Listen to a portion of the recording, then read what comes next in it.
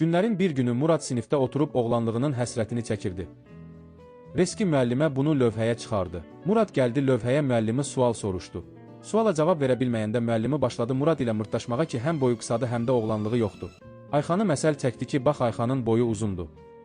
Murad dedi ki, görəcəksiniz mənim boyum uzanacaq. Müəllimə isə çönüb dedi ki, sənin boyun uzansa mən quşam, Ayxandakı oğlanlıqdan kənar.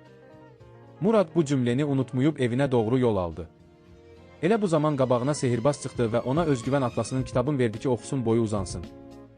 Murad getdi evə və həmən kitabı oxudu. Muradın boyu xeyli uzanmışdı artıq və məktəbə doğru yol aldı. Məktəbə çatan zaman müəllim ilə Ayxan sındı hər ikisi.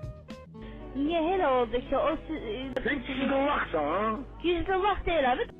Sonra sehirbaz gəldi və Murada dedi ki, çox sevinmə, sənində onlar kimi oğlanlığın yoxdur. Niye hele oldu ki o